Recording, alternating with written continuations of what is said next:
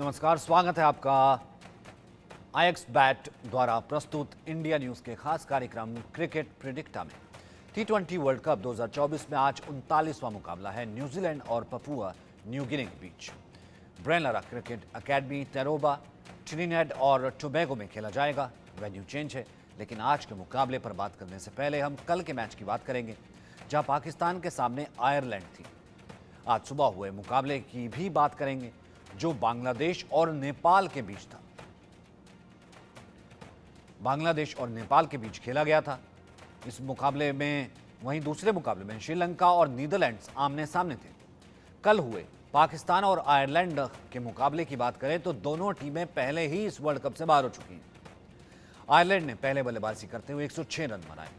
पीछा करते हुए पाकिस्तान के पसीने छूट गए। पाकिस्तान के कप्तान बाबर आजम अंत तक नाबाद रहे और रोमांचक तरीके से पाकिस्तान 3 विकेट से जीत गया। वहीं बात करें आज हुए मैच की तो बांग्लादेश नेपाल के बीच बांग्लादेश ने पहले बल्लेबाजी की, 106 रन बनाए। नेपाल की टीम केवल 85 रन बना पाई और 21 रन से हार गई। बांग्लादेश इसी जीत के साथ ही सुपर 8 में अपनी जगह पक्का कर चुका है। वहीं दूसरे मैच की बात करें, श्रीलंका नीदरलैंड्स। श्रीलंका ने पहले बैटिंग करते हुए बड़ा टोटल 201 बनाए और नीदरलैंड की टीम 118 पर ऑल आउट हो गई। श्रीलंका ये मुकाबला 83 रन से जीत गई। आज होने वाले मुकाबले की बात करें तो न्यूजीलैंड और पपुआ न्यू गिनी के बीच ये मुकाबला है ब्रेन लारा स्टेडियम में। दोनों टीमें आमने सामने होंगी। सुपर 8 की रेस से ये बाहर है। न्यूजीलैंड ने पिछले मैच में युगांडा के खिलाफ 9 विकेट से जीत दर्ज की थी। वहीं पपुआ न्यू गिनी को पिछले मुकाबले में अफगानिस्तान के खिलाफ 60 विकेट से हार झेलनी पड़ी थी। 10 वर्षों में पिछली बार सेमीफाइनल की दौड़ से बाहर होने वाली न्यूजीलैंड के लिए वर्ल्ड कप ये किसी बुरे सपने से कम नहीं रहा है। तो हमारे साथ इस वक्त तन्मय मौजूद हैं, हमारे साथ नोएल डेविड भी मौजूद हैं। किस तरीके की पिच रहेगी, किस तरीके की बैटिंग रहेंगी, फर्स्ट कमेंट तन्मय, मैं आपसे जानना चाहता हूं कि हालांकि ये मैच है, अफेक्ट नहीं होगा सुपर 8 में, लेकिन फिर भी आप इसे कैसे देखते हैं?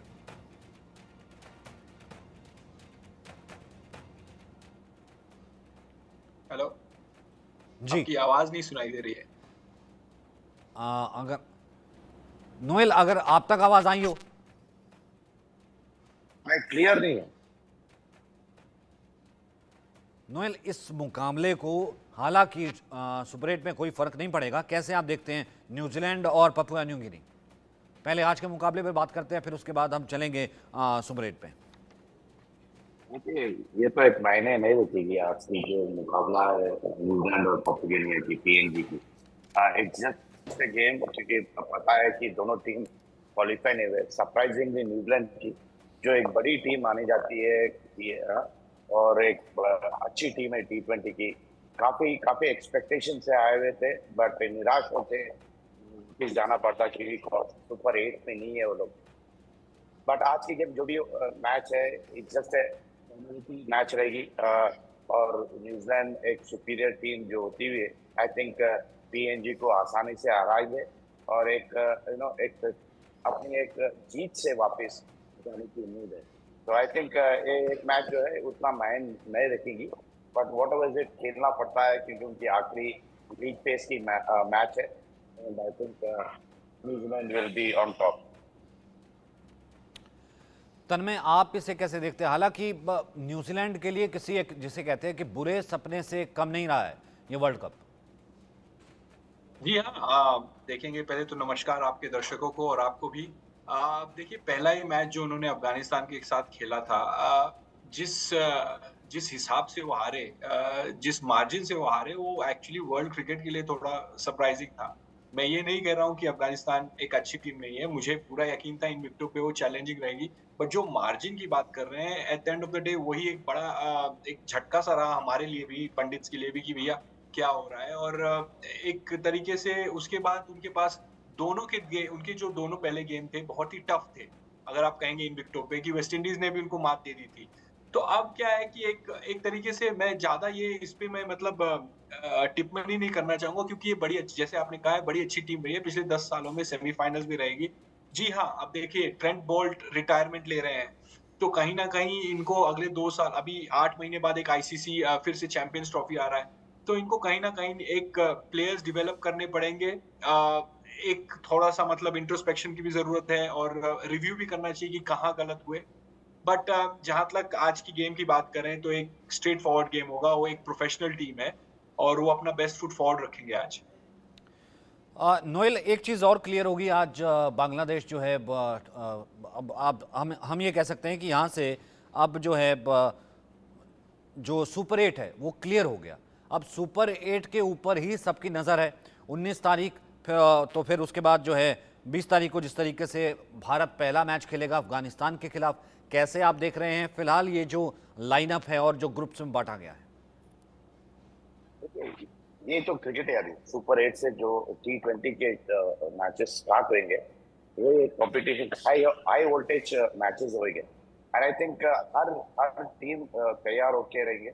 और बड़ी टीम से जो भी जो जैसा अफगानिस्तान एक आजकल we can say it's a big team आज, क्योंकि सरप्राइज पैकेट है वो। बांग्लादेश किस्मत है कि आज मैच उनकी जो लो स्कोरिंग मैच थी वो लोग जीत चुके एंड सुपर 8 में क्वालिफाई हुए।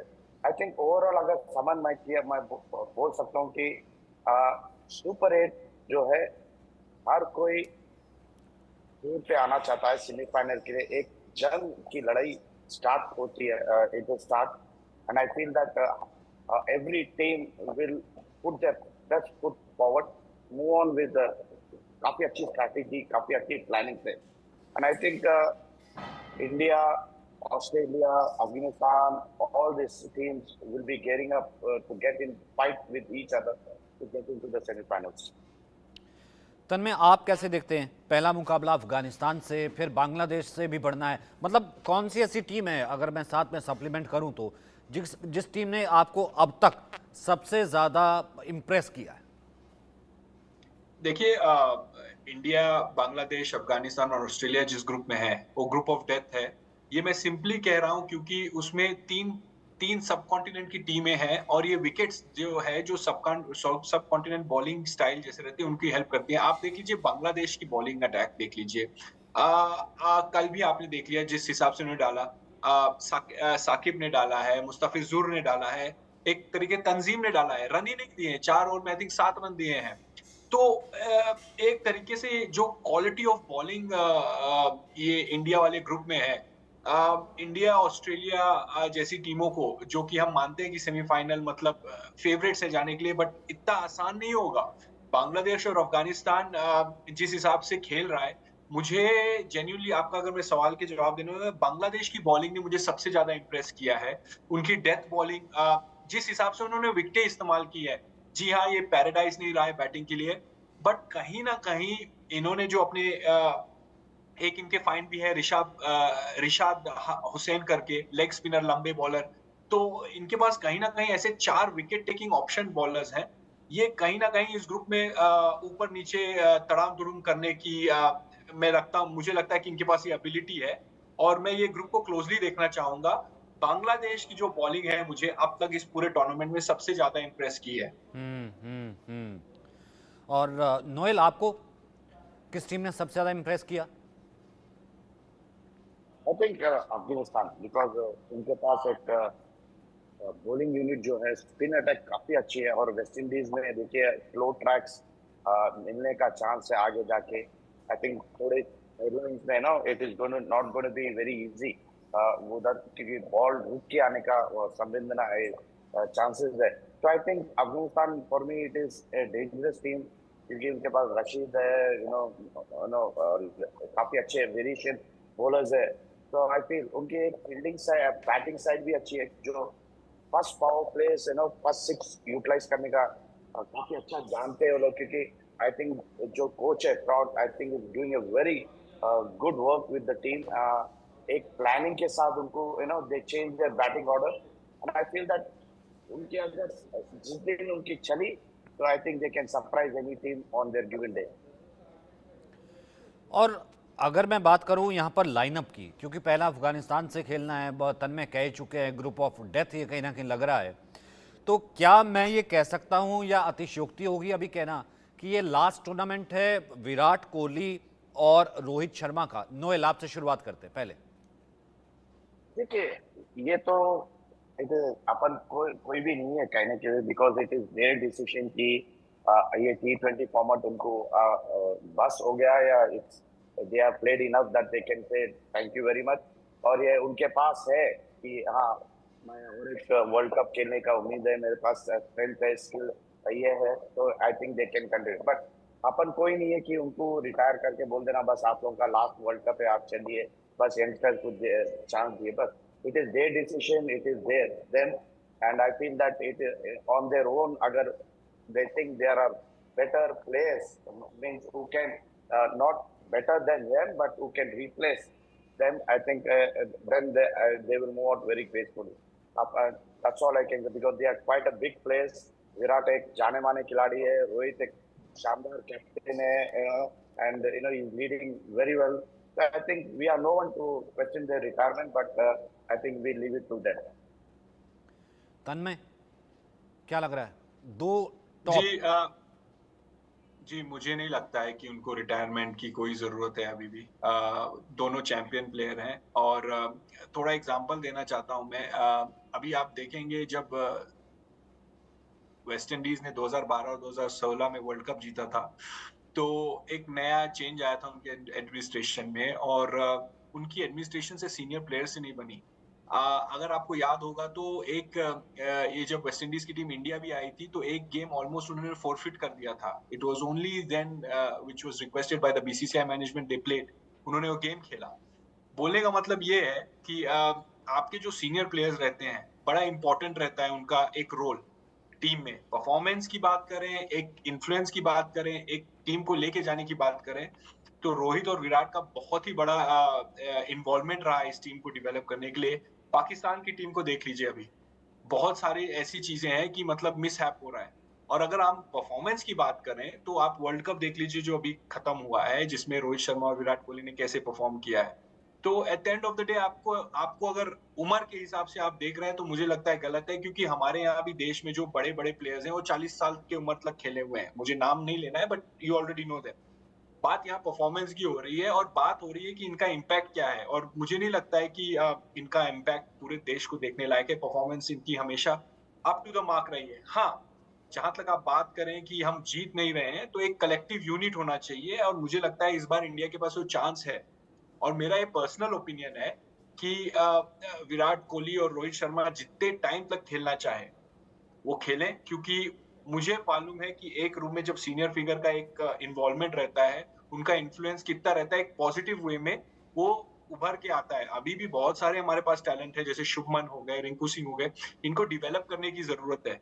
अभी धोनी नहीं रहे हमारी टीम में, तो इनका योगदान बड़ा इंपॉर्टेंट है। अभी भी इसके बाद, वर्ल्ड कप के बाद 8 महीने बाद एक आईसीसी चैंपियंस ट्रॉफी भी है। और जहां तक मैं बोलूंगा कि आप इनके आंकड़े निकाल लीजिए, they are second to none. तो इनका इन्फ्लुएंस बहुत इंपॉर्टेंट है, और मैं उम्मीद करता हूं अगर आपके हमारे मीडियम की तरह अगर ये बात सुन रहे हैं, तो they should continue, and they should focus only on helping India winning the tournaments. अब नोएल आपको क्या लगता है, यशस्वी को मौका मिलेगा अब यहाँ पर ओपनिंग के लिए? बिल्कुल, अगर if the wickets are really good, I think he will be, but I don't think अगर आप रोहित की और राहुल की माइंड अगर रीड करें, I don't think वो लोग चेंज करेंगे, काफी चेंज नहीं करेंगे स्क्वाड को। अगर इन केस इंजर्ड हुए कोई, then I think he'll get a chance. Otherwise, I don't think यहाँ से कोई 11 चेंज होगा, because he will stick to the same line, because काफी अच्छा कर रहे हैं, they are not doing anything wrong, जहाँ पर आप एक खिलाड़ी को ड्रॉप करें और दूसरे खिलाड़ी को करें। एक विनिंग यूनिट है, तो unit they want to continue, and I think उनकी माइंडसेट एक ही रहेगी कि जो भी प्लेयर अगर चांस मिले, वो एक मौका मिलेगा, वो परफॉर्म करना है। अगर in case you want to swim in the place during this tournament, otherwise I don't think anyone will get a chance आगे देकर। Yes, मे बी स्पिनर्स को अपॉर्चुनिटी है looking on the other side of the track. अगर spinning track I think उधर कोई एक bowler या एक ऑलराउंडर का ड्रॉप होने का चांस है जहाँ एक स्पिनर को खिला सकते हैं. बट ये एक चेंजेस हो सकते हैं. But I think batting order I don't think they will rather they will try to fidget with it and they will try to continue the same team. तन्मय, आपको क्या लगता है, होगा कोई चेंज? यशस्वी देखिए, ओपन करेगा या फिर सेम बैटिंग ऑर्डर जैसा नोएल कह रहे हैं? जी मुझे नहीं लगता है यशस्वी का मौका रहेगा सिंपली बिकॉज देखिए 4 राइटी बैट्समैन और 4 लेफ्टी बैट्समैन है. अगर हम आप देखेंगे पूरी बैट्समैन जिस कॉम्बिनेशन जो कॉम्बिनेशन लाए हैं और जहां तक बात रणनीति की होती है, आप देख लीजिए विराट का जो स्किल है चेसिंग करने में, हर एक प्लेयर का एक डेप्थ एनालिसिस हुआ है इस टीम में और उनकी एक स्ट्रेंथ होती है जिस हिसाब से उन्होंने टीम लगाई है. ये टीम जो 11 लोग पिक किए हैं, ये मुझे नहीं लगता है चेंज करेंगे. अगर कहीं चेंज आई तो वो बॉलिंग में आ सकती है क्योंकि विकेट स्लो है जैसे डेविड भाई ने कहा है. जहां तक बैटिंग की बात करें आप, तो जो पावर हाउस है, अगर आप यशस्वी को अगर आर्ग्यूमेंट के लिए हम बात भी करें कि यशस्वी को ऊपर लाएं, तो हमें शिवम दुबे को मिडिल ऑर्डर में शायद बैठाना पड़ेगा, जो कि मुझे नहीं लगता है कि वो करेंगे क्योंकि जिस हिसाब से उनका पावर है वो जरूरत हो सकती है मिडिल ओवर्स में. अभी भी हमने देखा है वेस्ट इंडीज में, अभी कल ही देखा था कि 110 रन नहीं बन रहे. तो उस हिसाब से यहाँ जरूरत है प्रेशर हैंडल करने की. और आपके बड़े प्लेयर्स जो हैं, रोहित शर्मा, विराट कोहली हो गए, कहीं ना कहीं ऋषभ पंत है, ये प्रेशर हैंडल करने के मामले इनका इनका जो दर्जा है, जो इन्होंने रन बना के कमाया है, ये जानते हैं कि ऐसे सिचुएशन में क्या करना है. उस हिसाब से यशस्वी का ये पहला टूर्नामेंट है. अगर आप देखेंगे तो tactically it doesn't make sense to उनको खिलाने की. और जहां तक अगर छेड़खानी इन्होंने किया भी तो वो बॉलिंग की साइड रहेगी. जैसे डेविड भाई ने कहा है कि एक स्पिनर कुलदीप यादव को शायद ये खिला सकते हैं, एक शायद सीमर बैठा सकते हैं. बट जहां तक हमने रोहित शर्मा की कप्तानी की बात की है, उनका पैटर्न देखा है, वो बहुत भरोसा दिखाते हैं अपने प्लेयर पे. तो अगर विकेट ऐसा हुआ कि भाई अभी स्पिनर खिलाना है, तो शायद एक फास्ट बॉलर वो बैठा के खिलाएंगे. बट मुझे नहीं लगता है कि वो कहीं ना कहीं अपने 11 से वो ऐसे ही चेंज करेंगे. वो 11 को बैक करेंगे और वो बैक करेंगे टिल दी एंड, इसी 11 को. नोएल, आप इन मैचेस को किस तरीके से लेंगे? जैसे ग्रुप ऑफ डेथ कह चुके हैं पहले ही तन्मय. नोएल, फर्स्ट जिसे कहते हैं कि 1 बाय 1 पहला मैच लेंगे अफगानिस्तान इसलिए क्योंकि अफगानिस्तान लगभग आप यूं लगाइए कि आपको बहुत अच्छे से जानती है. एक उसका जो है उसको उसकी कोर टीम जो है, उसका कोर कंडीशंस जो है वो इंडिया में ही रहती है, वो वहीं खेलती है. तो उसको मालूम है कि आपकी स्ट्रेंथ क्या, आपकी वीकनेस क्या है और आप किस तरीके से अभी खेल रहे हैं. देखिए, यहाँ से हर मैच इम्पोर्टेंट है नो. मैच एक one match at a time लेना चाहिए उनको, इंडिया को. और जैसा आप कहें कि आप 100% करेक्ट किए, बोले कि इट लॉट ऑफ प्लेयर्स जो है अफगानिस्तान के में they play a lot of matches in India और उनकी प्रैक्टिस सेशंस भी इंडिया में होती है. तो they are aware of Indian conditions and India के प्लेस के बारे में. क्योंकि जो आईपीएल होती है तो दे आर मिक्स प्लेयर्स रहते हैं. उनको पता है कि ये लड़का दिस प्लेयर इधर वीक है, इसको यहाँ मत देना, उसको keep him on the option. तो उनको एक आइडिया है, एक रफ आइडिया है. But as I said, Afghanistan is a very dangerous side. उनको हर चीज पता है कि कब और कैसा अपनी बॉलिंग और बैटिंग यूज करना चाहिए. Because they have a great plan laid है. अगर आप इनकी लीग फेजेस में देखिए, काफी अच्छी बॉलिंग करे और काफी अच्छी बैटिंग करे. यस, उनकी फील्डिंग में थोड़ी दिक्कत हुई. I think they will come out of it. But उनकी जो बैटिंग और बॉलिंग जो है has been super throughout the tournament. I think इसलिए वो लोग they are known as pocket dynamite. They are very dangerous on their given day. And I feel that all गुलबराज है जो एक जाने माने खिलाड़ी है, केकेआर को खेलते हैं, कैसे खेलते हैं जब ओपन आते हैं. रशीद खान है जो लेग स्पिनर, काफी डेंजरस स्पिनर है. ये तो उनको पता है कि इंडियन प्लेयर्स की वीकनेस है. तो आई डोंट थिंक आसान रहेगा अफगानिस्तान के अगेंस्ट अपने को। तो they have to play well, match to match, one at a time लेना चाहिए, एंड एक स्ट्रैटेजी और एक प्लानिंग जो it is out of the box thinking करके मैच जीतना चाहिए। तन्मय। जी देखिए, मैं बिल्कुल सहमत हूँ डेविड भाई ने जो कहा है कि यहाँ है ना, आप देख लीजिए 6 मैच 6 दिन में 6 दिन में 3 मैचेस होने वाले हैं। नेट रन रेट का भी ख्याल रखना पड़ेगा, बट आपको मोमेंट में रहना पड़ेगा। जिस टीम को आप खेल रहे हो जिस दिन, फोकस पूरा वहाँ होना चाहिए। ये नहीं कि हम यहाँ आगे कर ले, वहाँ आगे कर ले। ज़्यादा आगे की सोच नहीं रख सकते आप सुपर 8s में। दूसरी बात, बहुत सारे अफ़गानिस्तान प्लेयर्स एक्सपीरियंस्ड टी20 खिलाड़ी हैं। ये ना कि सिर्फ़ आईपीएल में खेलते हैं, बट बाकी जगहों पे भी खेलते हैं, कैरिबियन प्रीमियर लीग में भी खेलते हैं। और अगर देखेंगे कि आईपीएल के पहले एक टूर्नामेंट हुआ था, जहाँ अफ़गानिस्तान और इंडिया खेल रही थी। उसमें आपने क्लियरली देखा कि जिस हिसाब से उन्होंने टक्कर दी थी इंडिया को, तो कहीं न कहीं इंडिया समझती है ये बात को कि अफ़गानिस्तान का दर्जा और जो रिस्पेक्ट उनको देना चाहिए क्रिकेट में, वो उनको मिलेगा। बट अफ़गानिस्तान को भी ये चीज़ समझनी चाहिए कि एक बहुत ही अच्छे फ़ॉर्म में इंडिया या बहुत ही अच्छा फ़ॉर्म लेके आ रही है सुपर 8s में। तो जितनी बात हम अफ़गानिस्तान की कर रही हैं, उतनी बात हम इंडिया की भी करेंगे कि यहाँ इनकी जो स्पिन और फ़ास्ट फ़ास्ट बॉलिंग है, वो एक्सेप्शनल रही है। अगर आप देखेंगे न्यूयॉर्क जैसे विकेट में, तो कहीं न कहीं ये अफ़गानिस्तान बैट्समैन को भी एक चैलेंज रहेगा। और जहाँ तक मेरा मानना है कि मुझे लगता है कि इंडिया की बैटिंग मुझे लगता है कि अच्छा परफ़ॉर्मेंस देगी इस सुपर 8s में। और बांग्लादेश, क्योंकि जाहिर सी बात है 1 बाय 1 यहाँ पर पहले अफगानिस्तान से जीतना होगा, फिर उसके बाद बांग्लादेश है, जाहिर सी बात है। लेकिन बांग्लादेश भी जो है surprisingly really good and really tough. जी हाँ, बिल्कुल, जैसे अभी हमने कहा था, बट कैसा है कि बांग्लादेश के साथ इंडिया ने एक ऑलरेडी फ्रेंडली मैच खेल लिया था। तो कहीं न कहीं एक बार आप खेल लेते हो एक टीम में उस टूर्नामेंट में, तो आपको है ना प्रोस एंड कॉन्स पता चल जाते हैं। हालाँकि ये विकेट डिफरेंट है, उन्होंने यूएसए में वो फ्रेंडली मैच खेला था, बांग्लादेश को कई बार खेल चुके हैं। एक तरीके से मुझे लगता है कि जो डेथ बॉलिंग है बांग्लादेश की, उसके लिए इंडियन बैट्समैन को अच्छा प्रिपेयर करना पड़ेगा, क्योंकि जिस हिसाब से मुस्तफिजुर ने बॉलिंग की है डेथ बॉलिंग में, ही इज़ बीन ब्रिलियंट। और बांग्लादेश के बैट्समैन को पावर प्ले में चैलेंज रहेगा, जो इंडियन बॉलर्स हैं, बुमराह हो गए, मोहम्मद सिराज हो गए, अर्शदीप हो गए।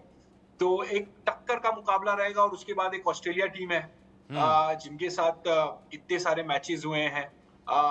फाइनल इंडिया हारी है, तो कहीं न कहीं एक